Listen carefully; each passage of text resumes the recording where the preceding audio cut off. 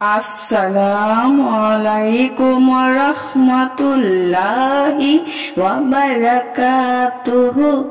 সুপ্রিয় সম্মানিত দর্শক ও শ্রোতা, আশা করি মহান রব্বুল আলামিনের দয়ায় আপনারা সকলেই ভালো আছেন। সুপ্রিয় সম্মানিত দর্শক ও শ্রোতা, আজকে হযরত বিলাল হাবশী রাদিয়াল্লাহু তাআলা আনহু থেকে একটি ঘটনা বর্ণনা করব। ঘটনার শিরোনাম হচ্ছে অশ্রুসিক্ত আঁখি।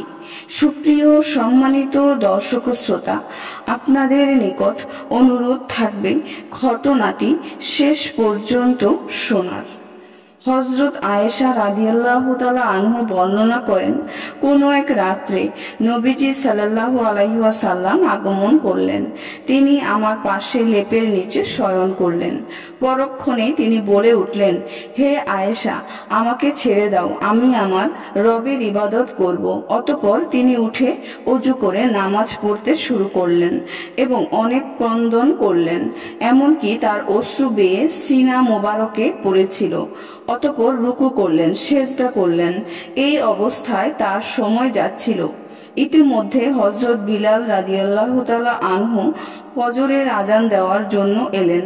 আমি বললাম, হে আল্লাহর রাসূল, যখন সন্দেহাতীত ভাবে আপনার আগে পরের সমস্ত গুনাহ মার্জনা করে দেওয়া হয়েছে, তথাপি আপনি কিসের জন্য এত অশ্রু বিসর্জন দিচ্ছেন?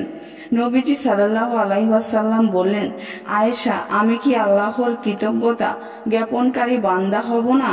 এই ঘটনার প্রেক্ষিতে নিম্নোক্ত আয়াত অবতীর্ণ হয়, নিশ্চয়ই আকাশমণ্ডলী ও পৃথিবীর সৃষ্টিতে এবং রাত ও দিনের আবর্তনে বহু নিদর্শন রয়েছে বিবেক বুদ্ধি সম্পন্ন লোকদের জন্য, যারা আল্লাহকে স্মরণ করে দাঁড়িয়ে, বসে, শুয়ে এবং আকাশমণ্ডলী ও পৃথিবীর সৃষ্টিতে চিন্তা ভাবনা করে এবং বলে ওঠে, হে আমাদের রব, আপনি এসব নিরর্থক সৃষ্টি করেননি, আপনি সকল দুষ্টুটি থেকে পবিত্র, অতএব আপনি আমাদের জাহান্নামের শাস্তি থেকে রক্ষা করুন। বিলাল রাদিয়াল্লাহু তাআলা আনহু বলেন, প্রিয় নবীজি সাল্লাল্লাহু আলাইহি ওয়াসাল্লাম ইরশাদ ফরমান, তোমাদের জন্য প্রতি রাতে প্রভুর দরবারে নামাজের জন্য দণ্ডায়মান হওয়া জরুরি। অন্য এক হাদিসে এসেছে, তাহাজ্জুদের নামাজ অবশ্যই পড়বে। তোমাদের পূর্ববর্তী নেক লোকেরা এই নামাজের রীতিমতো অভ্যস্ত ছিলেন। এ দ্বারা তোমরা আপন রবের নৈকট্য অর্জন করবে, কৃত গুনাহগুলোর কাফফারা হয়ে যাবে, পুনরায় গুনাহের থেকে বেঁচে থাকতে পারবে। সুপ্রিয় সম্মানিত দর্শক ও শ্রোতা, আজকের ঘটনাটি এই পর্যন্তই।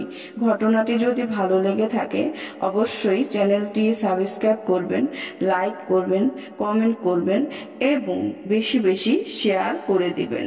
সবাই ভালো থাকবেন। আল্লাহ হাফেজ।